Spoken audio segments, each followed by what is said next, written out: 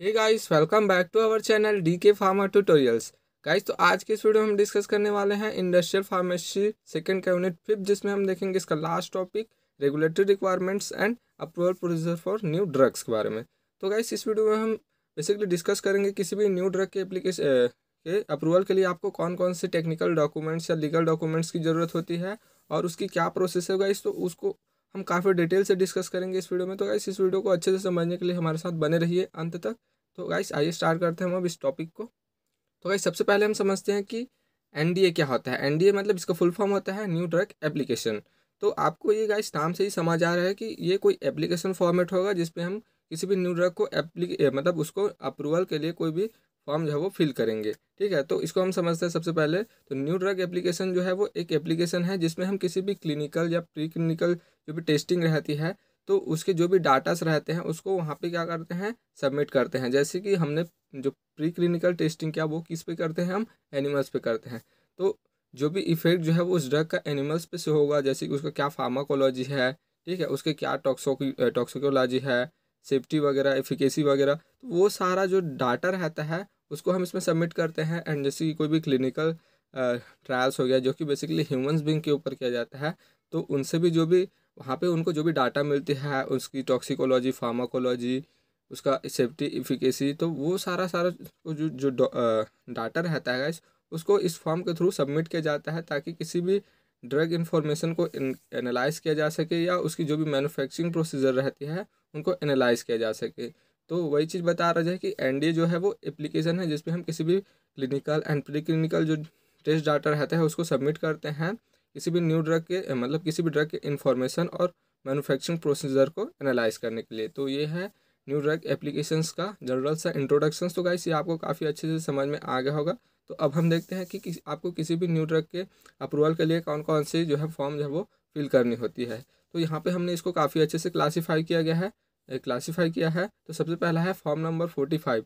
तो form number 45 आपको तब लगेगा जब आप किसी भी फिनिश फॉर्मुलेशंस के अप्रूवल के लिए इसको अप्लाई कर रहे हो। तो एंड फॉर्म नंबर 45 ए जो है वो बल्क सब्सटेंस के लिए फिल किया जाता है। एंड फॉर्म नंबर 46 जो है वो मैन्युफैक्चरिंग के लिए, आपको कोई भी न्यू ड्रग जो है वो मैन्युफैक्चर करना है उसके लिए।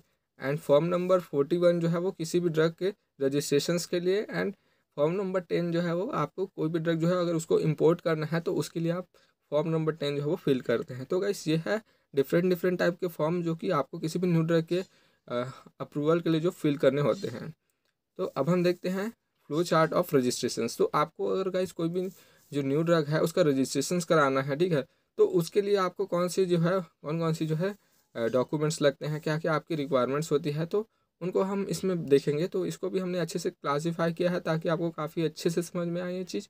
तो इसमें सबसे पहला है लीगल डॉक्यूमेंट्स। तो लीगल डॉक्यूमेंट्स को फर्दर हमने क्लासीफाई किया है form number 40, POA, D first and D second, and PMF, DMF and label and insert. And second आता है हमारा regulatory documents and technical documents. तो गैस, ये सारे के सारे जो है डॉक्यूमेंट्स होते हैं जिसको आपको सबमिट करना पड़ता है किसी भी न्यू ड्रग के रजिस्ट्रेशंस के लिए। तो अब हम इसको देखते हैं कि मतलब इसका डिटेल देखेंगे हम। लीगल डॉक्यूमेंट्स में हमको क्या क्या चीज़ देना पड़ता है, रेगुलेटरी डॉक्यूमेंट्स में हमको क्या क्या चीज़ देना पड़ता है, एंड टेक्निकल डॉक्यूमेंट्स में। तो सबसे पहले हम देखेंगे लीगल डॉक्यूमेंट्स के बारे में। तो भाई सबसे पहले इसमें आता है document to be submitted by the Indian agent.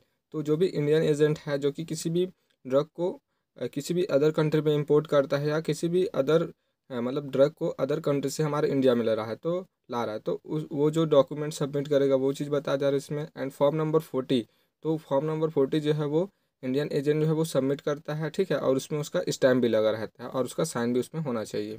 And third है document to be submitted by the manufacturer. तो ये जो है जो भी मैन्युफैक्चर रहेंगे किसी भी पर्टिकुलर ड्रग के, तो ये जो डॉक्यूमेंट है वो उनके द्वारा सबमिट किया जाएगा। एंड एंड POC जिसको हम बोलते हैं पावर ऑफ अटॉर्नी। तो पावर ऑफ अटॉर्नी क्या होता है, तो ये एक डॉक्यूमेंट्स है जो कि किसी भी अदर पर्सनस को एक लीगल अथॉरिटी प्रोवाइड करती है। Then schedule D1 and D2। तो ये जो है मैन्युफैक्चर के द्वारा साइन एंड स्टैम्प किया जा रहना चाहिए, मतलब उसका साइन भी रहना चाहिए और उसमें उसका स्टैम्प वगैरह भी उसमें लगा रहना चाहिए। Need not to be notarise. तो ये इसमें नोटरी वगैरह आपको करने की बिल्कुल भी ज़रूरत नहीं होती है। तो आप इसको ऐसे ही वहाँ पे दे सकते हो, सबमिट कर सकते हो। तो इस ये हैं लीगल डॉक्यूमेंट्स जिसको सबमिट किया जाता है इंडियन एजेंट के द्वारा या मैन्युफैक्चरर्स के द्वारा। एंड रेगुलेटरी डॉक्यूमेंट्स, तो रेगुलेटरी डॉक्यूमेंट जो होते हैं वो किसी भी रेगुलेटरी अथॉरिटी को के पास आपको मतलब उससे रिलेटेड जो है डॉक्यूमेंट्स यहाँ पे सबमिट करने होते हैं, जो कि उसका नोटरी हुए रहना चाहिए, ठीक है। नोटराइज प्लांट रजिस्ट्रेशन सर्टिफिकेट, तो आपका जो भी प्लांट है, ठीक है, तो उसका रजिस्ट्रेशन सर्टिफिकेट आपको वहाँ पे सबमिट करना रहता है। And notarise manufacturing and marketing licence, तो आपको किसी भी प्रोडक्ट को मार्केटिंग करने के लिए या मैन्युफैक्चर करने के लिए जो भी लाइसेंस है तो उसको भी आपको सबमिट करना पड़ता है। And notarise free sale certificate, तो आपके पास जो भी जो है फ्री सेल्स का जो भी सर्टिफिकेट रहेगा उसको भी आपको यहाँ पे सबमिट करना है। And GMP and COPP certificate जो कि नोटराइज होना चाहिए। तो आपको ये सारे जो रेगुलेटरी जो डॉक्यूमेंट्स रहते हैं वो सबमिट करने होते हैं। देन थर्ड आ जाता है हमारा टेक्निकल डॉक्यूमेंट्स। तो टेक्निकल डॉक्यूमेंट्स जैसे कि कोई प्लांट है या ड्रग है, ठीक है, या मार्केट में जाने के बाद जो भी चीज़ें हो रही है तो उससे रिलेटेड जो डॉक्यूमेंट्स क्या क्या चीज़ है उसको इसमें देखेंगे हम। तो सबसे पहला आता है हमारा प्लांट मास्टर फाइल। तो इसमें क्या रहेगा, जो भी प्लांट रहेगा उससे रिलेटेड आपको फाइल सबमिट करनी है, जैसे कि sketch of the plant and profile of company, company की क्या प्रोफाइल है, प्लांट एंड मशीनरीज, ठीक है, तो वहाँ पे कौन कौन सी मशीनरीज वगैरह है जिसका यूज़ किया जाता है किसी भी ड्रग के प्रोडक्शंस के लिए। And hygienic and sanitary measuring details, तो आप वहाँ की हाइजीनिक कंडीशंस कैसी है, ठीक है, तो ये सारी चीज़ें जो है वो प्लांट मास्टर फाइल के अंतर्गत जो है वो सबमिट की जाती है। एंड बी है ड्रग मास्टर फाइल्स। तो इसमें क्या रहेगा, किसी भी ड्रग का पूरा इन्फॉर्मेशन रहेगा, मतलब उसकी जो भी मैन्युफैक्चरिंग प्रोसेस हो गई, क्वालिटी एश्योरेंस प्रोसीजर हो गई, क्वालिटी कंट्रोल हो गया, and control of critical steps and intermediates, उसमें कौन कौन से क्रिटिकल स्टेप्स आते हैं, ठीक है, उसको कैसे कंट्रोल करना है। And container closure systems, stability datas, biocompatibility and toxicology data, process validation and verification and critical study reports. तो गाइस आपको ये सारे जो है वो इंफॉर्मेशन जो है वो ड्रग मास्टर फाइल के अंतर्गत आपको सबमिट करनी होती है। एंड सी है पोस्ट मार्केटिंग सर्विलेंस। तो पोस्ट मार्केटिंग सर्विलेंस का मतलब कोई भी जो ड्रग है जब वो मार्केट में जाता है तो मार्केट में जाने के बाद उसको आप कैसे हैंडल करोगे, तो उसके लिए क्या प्रोसीजर्स है, तो उससे रिलेटेड आपको यहाँ पे जो भी डॉक्यूमेंटेशन है उसको मेंटेन करने पड़ेंगे। तो सबसे पहले इसमें देखते हैं हम procedure for distribution of drug. तो आप कोई भी जो ड्रग है उसको कैसे डिस्ट्रीब्यूट करोगे, उसके लिए जो है procedure properly. And complaint handling, कोई भी कंप्लेंट है तो आप उसको कैसे हैंडल करोगे। Adverse incident reportings, procedure for product recalls, तो कोई भी प्रोडक्ट है तो उसको रिकॉल करना है तो उसके लिए आप क्या जो प्रोसीजर्स है उसको जो है फॉलो करोगे। एंड करेक्टिव एक्शन टेकन, तो ये सारी चीज़ें जो है वो पोस्ट मार्केटिंग सर्विलेंस के अंतर्गत आती है जो कि आपको सबमिट करनी होती है। दैन लेबल्स एंड इंसर्ट, तो labels the product label should show the address of the manufacturer. तो उसमें जो भी लेबल रहेगा उसमें कोई भी जो मैन्युफैक्चर है उसका एड्रेस रहेगा। एंड इंसर्ट में जो उसका जो भी ड्रग है उसका डिस्क्रिप्शंस रहेगा, ठीक है, और उसका क्या यूज़ है जो है उसके इंसर्ट में रहता है। अब हम देखते हैं प्रोसेसिंग प्रोसीजर्स, ठीक है, तो उसकी प्रोसेसिंग कैसे होती है उसको हम देखते हैं इसमें। After ensuring all document correctly as per the requirement of FDA, तो जैसे कि आप मतलब इंश्योर हो गया कि जो भी डॉक्यूमेंट्स है वो करेक्ट है FDA के अकॉर्डिंग। तो इसके बाद क्या होता है कि जो भी आपका डॉक्यूमेंटेशन रहता है उसको कम से कम 2-3 महीने तक उसको जो भी हमारा टेक्निकल डाटा एसोसिएट हो गया या ड्रग्स जो CDSCO के जो ड्रग इंस्पेक्टर हो गए वो क्या करते हैं उसको स्क्रूटनाइज करते हैं, मतलब उसकी अच्छे से टेस्टिंग वगैरह करते हैं कि आपने जो भी इंफॉर्मेशन उनको दिया है वो सही है कि नहीं है, कि आपने ऐसे ही दे दी है, तो वो उन सारी चीज़ों को क्या करते हैं उसको उनको टेस्ट करते हैं, ठीक है। उसके बाद अब हम देखते हैं import procedures. After getting the registration certificate from the CDSCO, the Indian agent is to import the product from the manufacturer। तो जब जो है जो एजेंट रहता है वो जो CDSCO से जब उसको रजिस्ट्रेशन सर्टिफिकेट मिल जाता है तो वो किसी भी ड्रग को इंपोर्ट कर सकता है मैन्युफैक्चर से किसी भी अदर कंट्री में या किसी भी अदर कंट्री से हमारे इंडिया में। And the following document are further required to get form number 10।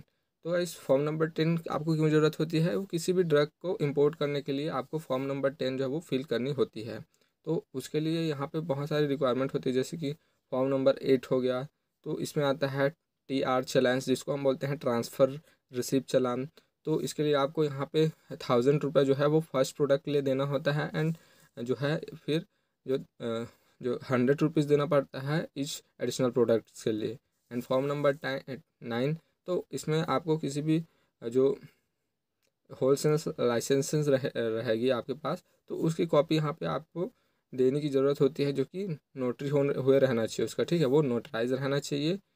And copy of registration certificate notarise, ठीक है, तो जो भी रजिस्ट्रेशन सर्टिफिकेट रहेगा आपका, तो उसका भी आपको यहाँ पे एक कॉपी सबमिट करना पड़ता है, जो कि नोटराइज हुए रहना चाहिए। तो आपको ये सारी चीज़ें जो है वो इस form number 9 and form number 8 में जो है आपको सबमिट करनी होती है, जिससे आपको इंपोर्ट लाइसेंस जो है वो 10 जो है वो मिलता है। तो ये जो है अदर रिक्वायरमेंट जो है इसके लिए। देन लास्ट आता है हमारा टाइमलाइन फॉर इम्पोर्टिंग लाइसेंस, ठीक है। The importer is not authorise to import the product from the foreign manufacture unless he obtain import licence from the CDSCO। तो जो भी हमारा एजेंट रहेगा, ठीक है, वो किसी भी ड्रग को ऐसे ही मतलब इम्पोर्ट नहीं कर सकता है, ठीक है। उसके लिए उसको क्या करना पड़ता है, जो हमारा CDSCO है वहाँ से जो है लाइसेंस लेना होता है, तभी आप किसी भी ड्रग को, ठीक है, फॉरेन से इंडिया में ला सकते हो या इंडिया से फॉरेन में भेज सकते हो। It generally take out 1 month to scrutinize this document by technical data associated and drug inspector of the CDSCO। तो ये जो है आपको कम से कम गाइस 1 मंथ कम से कम इसके लिए वेट करना पड़ता है। तो उसमें क्या होता है, जो भी टेक्निकल जो भी डाटा एसोसिएटर रहता है और ड्रग इंस्पेक्टर रहता है CDSCO को, वो उसको क्या करते हैं, अच्छे से स्क्रूटनाइज करते हैं कि आपने जो भी इंफॉर्मेशन दिया है, जो भी डाटा सबमिट किया है, वो सही है कि नहीं। तो उसके लिए कम से कम आपको 1 महीने एक ही जो है वेट करने की ज़रूरत होती है। And for import licence application TR challan of rate 1000 for first product and 100 for each additional products is required. तो आपको किसी भी ड्रग को अगर इंपोर्ट करना है, तो उसके लिए जब आप फॉर्म फिल करते हो, तो आपको 1000 रुपये जो है वो फर्स्ट प्रोडक्ट के लिए देना होता है, एंड 100 रुपीज़ जो है वो आपको ईच एडिशनल प्रोडक्ट्स के लिए जो देने की ज़रूरत होती है। तो गाइस ये था हमारा लास्ट टॉपिक, जिसको हमने काफ़ी अच्छे से समझ लिया है गाइस। तो प्लीज़ अगर आपको वीडियो समझ में आया हो, तो आप इस वीडियो को लाइक कर लीजिए एंड शेयर कीजिए अपने फ्रेंड्स के साथ, और इसी तरह के वीडियोस को देखने के लिए बने रहिए हमारे साथ। Thank you.